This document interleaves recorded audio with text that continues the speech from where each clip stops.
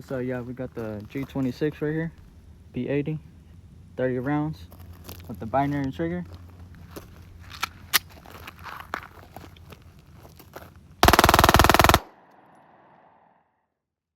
One down.